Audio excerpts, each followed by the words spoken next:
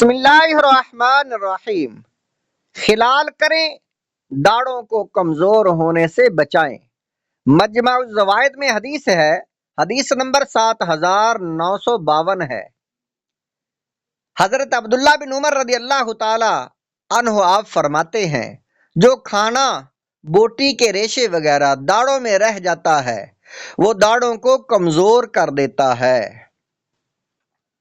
امام طبرانی معجم الکبیر میں حدیث نمبر 4061 نقل کرتے ہیں۔ حضرت ابو ایوب انصاری رضی اللہ تعالیٰ عنہ فرماتے ہیں، نبی پاک صلی اللہ علیہ وآلہ وسلم نے فرمایا، خلال کرنے والے کتنے عمدہ ہیں، وضو میں خلال کرنے والے اور کھانے کے بعد خلال کرنے والے۔ دو احادیث آپ نے سماعت فرمائی۔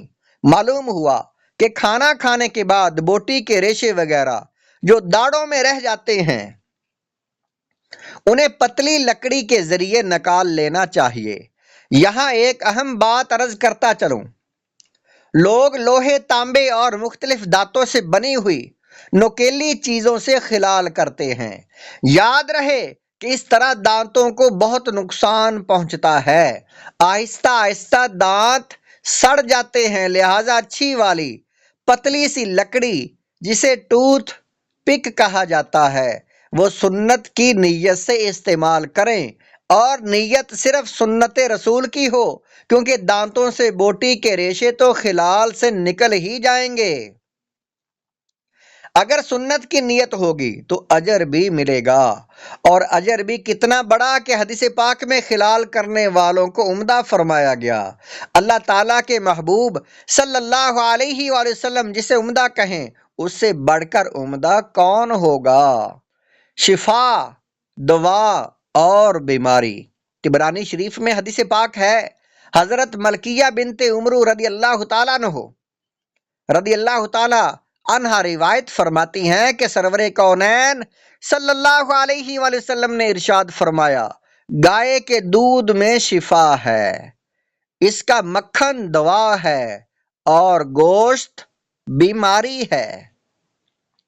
محترم حضرات، آقا کریم صلی اللہ علیہ وآلہ وسلم نے گائے کے دودھ کو شفا اور ارشاد فرمایا کہ دودھ سے متعلق چند اہم باتیں سماعت فرمائیں۔ دودھ تازہ اور خالص ہو، چینی کی بجائے شہد ملا کر پیا جائے تو یہ بہترین غذا، ذہنی پریشانی کا علاج، ساتھ ہی منہ اور پیٹ کے زخموں کا بہترین علاج ہے۔ دودھ پینے کا صحیح وقت خالی پیٹ ہے۔ دودھ پینے کے فوراً بعد چہل قدمی کرنا یا سو جانا یہ ہاضمے کو خراب کرتا ہے۔ نبی کریم صلی اللہ علیہ وآلہ وسلم آپ کا ارشاد کہ گائے کے گوشت میں بیماری ہے، اس فرمان کو سامنے رکھ کر ہم گائے کے گوشت کے متعلق ڈاکٹرز اور حکیموں کی رائے کو سنتے ہیں، تو وہ بھی اب تحقیق کر کے یہی کہتے ہیں کہ گائے کے گوشت میں بیماری ہے۔ یعنی 1400 سال سے قبل آقا و مولا صلی اللہ علیہ وآلہ وسلم نے جو ارشاد فرمایا، آج جدید تحقیق اس کو تسلیم کر رہی ہے۔ لہذا اگر صحت کا خیال رکھنا ہے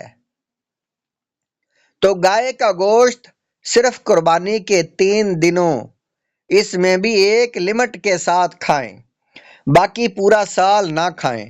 کبھی سال کے کسی دن دعوت یا نیاز وغیرہ میں گائے کا گوشت ہو تو کم کھائیں، تاکہ بیماری ہمارے جسم کو نقصان نہ پہنچائے۔ نہار منہ پانی نہ پئیں۔ طبرانی شریف میں حدیث پاک ہے جسے امام یوسف بن اسماعیل نبہانی علیہ رحمہ نے اپنی کتاب انوار محمدیہ کے صفحہ نمبر 575 پر نقل کیا ہے۔ حضرت ابو سعید رضی اللہ تعالیٰ عنہ روایت کرتے ہیں کہ نبی کریم صلی اللہ علیہ وآلہ وسلم نے ارشاد فرمایا، نہار منہ پانی پینا جسم کی طاقت کو کم کرتا ہے۔ محترم حضرات، ایک مسلمان کا یہ ایمان ہے، جب تاجدار کائنات صلی اللہ علیہ وآلہ وسلم کا ارشاد ہم تک پہنچ جائے تو پھر ساری تحقیقات اس کے سامنے بے بس اور بیکار ہیں۔ میڈیکل سائنس جتنی بھی تحقیق کر لے کہ نہار منہ پانی پینا فائدہ مند ہے، لیکن فرمان رسالت صلی اللہ علیہ وآلہ وسلم اسے جسم کی طاقت کی کمی کا باعث قرار دیتے ہیں۔ لہذا ہمیں اپنے آقا و مولا صلی اللہ علیہ وآلہ وسلم کے ارشاد پر سر تسلیم خم کرتے ہوئے نہار منہ پانی پینے سے بچنا چاہیے۔ نیند سے اٹھنے کے بعد اگر حلق گلا سوکھتا ہو تو آپ کوئی چیز کھا کر مثلاً کھجور کشمش وغیرہ کھا کر پھر پانی پی لیں تاکہ جسم کی طاقت میں کمی نہ ہو۔ بدن کے بدھ کے دن ناخن نہ کاٹے جائیں۔ بدھ کے دن ناخن کاٹنے کے متعلق حدیث پاک ہے، حاشیہ الطحطاوی علی الدر مختار جلد نمبر 4 ہے، چوتھی جلد، صفحہ نمبر 202، مطبوعہ دار المعارف بیروت لبنان پر نقل ہے کہ نبی کریم صلی اللہ علیہ وسلم کا ارشاد پاک ہے، بدھ کے دن ناخن کتروانے والے کو برس کی بیماری لاحق ہو جاتی ہے۔ علامہ طحطاوی علیہ رحمہ فرماتے ہیں کہ علامہ ابن الحاج کے بارے میں ہے کہ انہوں نے بدھ کے دن ناخن کتروانے والی حدیث کو ضعیف جان کر بدھ کے دن ناخن کاٹ لیے تو انہیں برس کی بیماری لاحق ہو گئی۔ بہت پریشان ہوئے اور پریشانی کے عالم میں سوئے تو خواب میں نبی پاک صلی اللہ علیہ وسلم کی زیارت ہوئی۔ نبی پاک صلی اللہ علیہ وآلہ وسلم نے ارشاد فرمایا، اے ابن الحاج، کیا تم نے نہیں سنا کہ میں نے بدھ کے دن ناخن کاٹنے سے منع فرمایا ہے؟